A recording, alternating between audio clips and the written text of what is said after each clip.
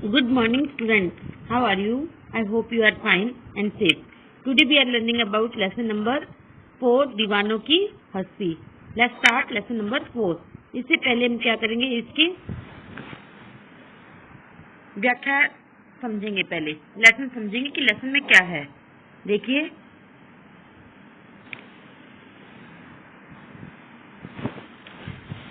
हम दीवानों की क्या हस्ती है, आज यहाँ कल वहाँ चले, मस्ती का आलम साथ चला, हम धूल उड़ाते जहाँ चले, आए बनकर उल्लास अभी, आंसू बनकर बह चले अभी, सब कहते हैं कि रह गए, अरे तुम कहाँ से आए और कहाँ चले.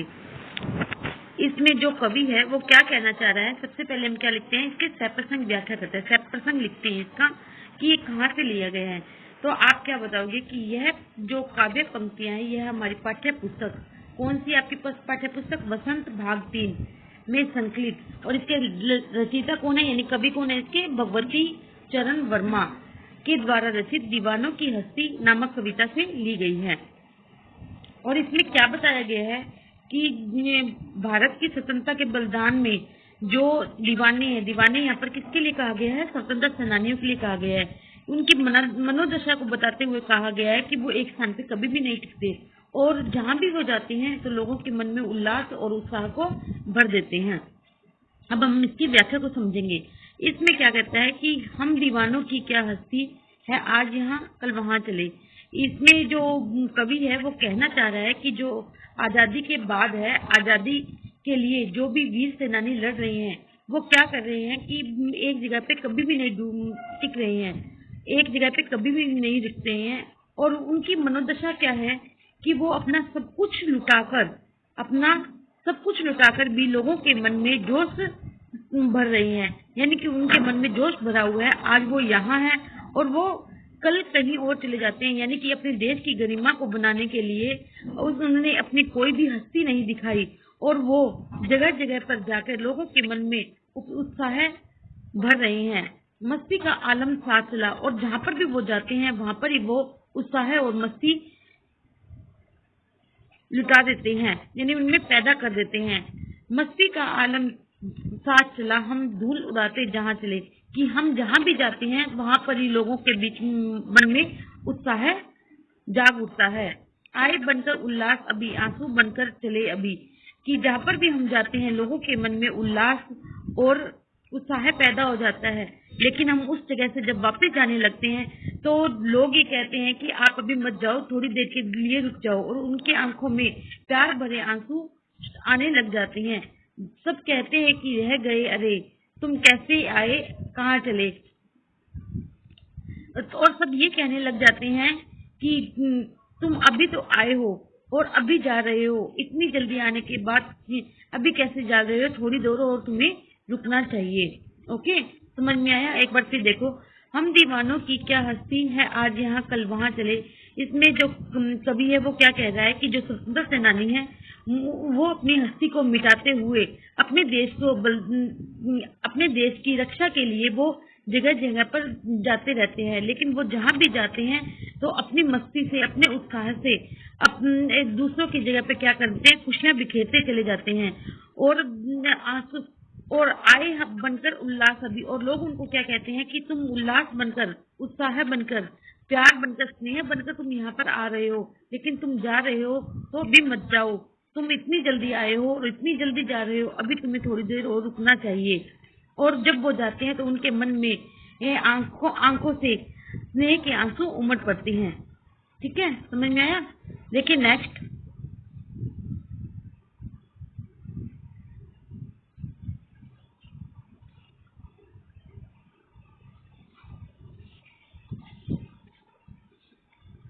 किस ओर चले यह मत पूछो, चलना है बस इसलिए चले, जग में उसका कुछ लिए चले, जग को अपना कुछ दिए चले, दो बात कही दो बात सुनी, कुछ हंसे और फिर कुछ रोए, चक्कर सुख दुख के घूंटों को हम एक भाग से पिए चले.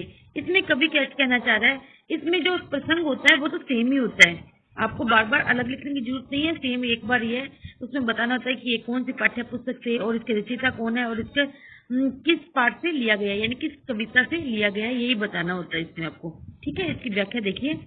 किस ओर चले यह मत पूछो, ये स्वतंत्रता सेनानी जो है, आजादी के दीवाने, वो कह रहे हैं कि आप ये मत पूछो कि हम किस ओर जा रहे हैं, क्योंकि हमारा कोई भी रास्ता नहीं है और चलना है बस इसके लिए चले, क्योंकि हमें अपने देश की रक्षा के लिए बस चलते रहना है।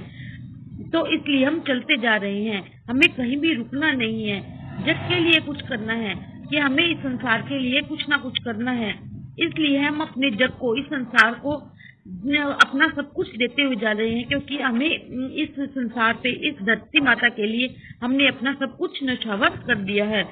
दो बात कही दो बात नहीं, कि जो हम जहाँ पर भी जाते हैं हम उनकी दो बातें सुनते हैं और अपने मन की दो बातें कहते हैं, और हमारी बातें, हमारा स्नेह देखकर कुछ हंसे और कुछ लोग हंसते हैं और कुछ हमारे साथ रोने लग जाते हैं, यानी हमसे स्नेह भरा प्यार करते हैं, उनकी आंखों में आंसू आ जाते हैं। चक्कर सुख दुख के घूंटों को हम एक भाव से पिए चले, कि चक्कर हम जी भरकर सुख दुख के जो घूंट है, यानी कि सुख और दुख जो है वो एक ही खंबे के दो पहलू है, एक ही पहिए के दो पहलू हैं, हम इसको साथ लेके चलते हैं। ऐसा नहीं है कि सुख में हम खुश होते हैं और दुख में हम रोते हैं, नहीं, हमारे लिए जो सुख है और दुख है वो सभी एक समान है, हम उनको एक ही माला में पिरो के चलते हैं, हम उसमें एक ही जैसे रहते हैं, यानी कि हमारे लिए सुख और दुख दोनों ही उत्साह से भरा हुआ होता है। ओके, समझ में आया? नेक्स्ट देखिए, ये तो इसकी व्याख्या है, देखो। नेक्स्ट थर्ड,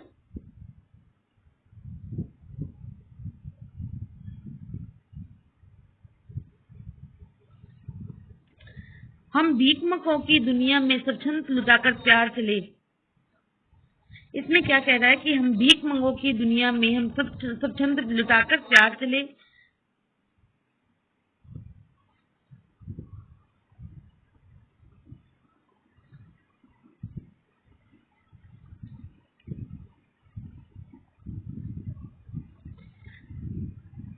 हम एक निशानी सी उस पर ले असफलता का भार चले, अब अपना और पराया क्या आबाद रहे रुकने वाले, हम समय बंधे थे और समय हम अपने बंधन तोड़ चले। इसमें जो कवि है वो क्या कह रहा है कि हम भिखमंगों की, उन्होंने अपने आप को क्या बताया कि देश के दीवाने बने हुए जो बलिदानी है, जो स्वतंत्रता सेनानी है, वो क्या कह रहे हैं कि हमने अपना सब कुछ इस देश के लिए समर्पित कर दिया है, इसलिए इसमें देने की कोई बात नहीं सोचते। ये लोग क्या है, किसके समान बताया गया, इनको भिखमंगों के समान बताया गया है, क्योंकि इनका पूरा जीवन क्या है, अभावग्रस्त है, उनके पास कुछ भी नहीं है, इन्होंने अपना सब कुछ लुटा दिया है और ये अपना प्यार देकर इस दुनिया को जा रहे हैं। हम एक निशानी सी उन पर ले असफलता का भार चले, हम हमारे हृदय में एक निशानी साथ लेकर जा रहे हैं कि हमने इस देश के कर्तव्य को निभाने के लिए और इन लोगों को देश का सच्चा प्यार देने की बहुत ही हमने कोशिश की, लेकिन हम ऐसा नहीं कर पाए। अब अपना और पराया क्या आबाद रहे रुकने वाले, हम समय बंधे थे और समय हम अपने बंधन तोड़ चले। इसमें कवि क्या कह रहा है कि हम अपना और पराया क्या, हमारे लिए अपना क्या है और पराया क्या है, क्योंकि इस देश के लिए हम सब कुछ, अपना और पराया कुछ भी नहीं हो सकता। ये चाहते हैं कि वे रहे, यानी कि ये रहे या ना रहे, लेकिन इस देश में रहने वाले जो लोग हैं वो हमेशा प्रसन्न रहे, खुश रहे, और उनका क्या लक्ष्य है कि हम इस देशवासियों को क्या करते हैं, खुश देना चाहते हैं, उनका ये लक्ष्य है, और वो इस लक्ष्य को पूरा नहीं कर पाए। हमने अपने बंधन और रिश्ते तोड़कर बलिदान होने के लिए हम जा रहे हैं। इसमें कवि क्या कह रहा है कि हमने अपना सर्वस्व इस देश के लिए लुटा दिया है और हम इस देश से हम समय ही अपने बंधन और रिश्ते नाते तोड़कर बलिदान होने के पथ पर जा रहे हैं। समझ आया? ठीक है, अब हम इसके क्वेश्चन आंसर करते हैं। देखिए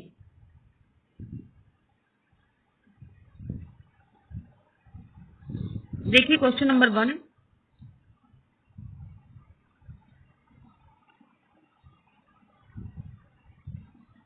कवि ने अपने आने को उल्लास हो जाने को आंसू बनकर बह जाना क्यों कहा है?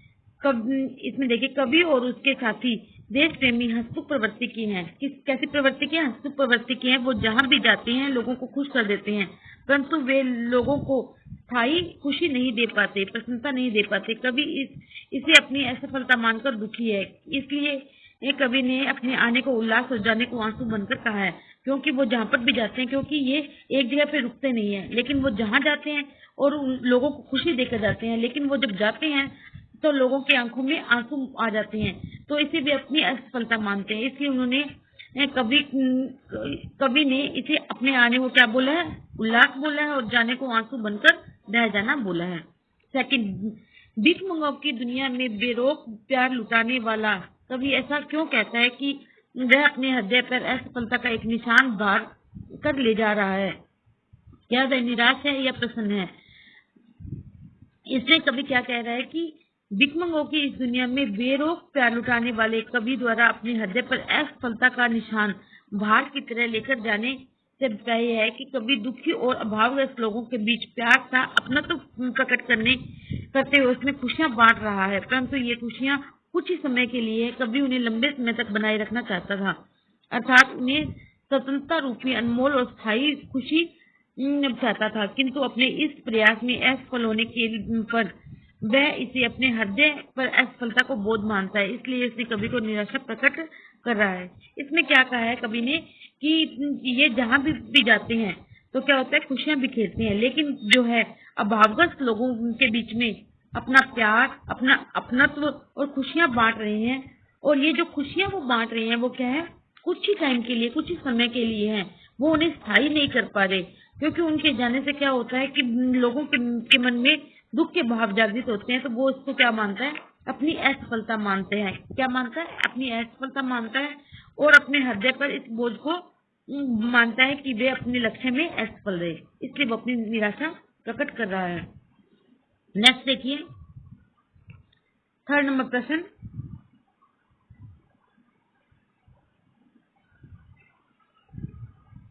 कविता में ऐसी कौन सी बात है जो आपको सबसे अच्छी लगी?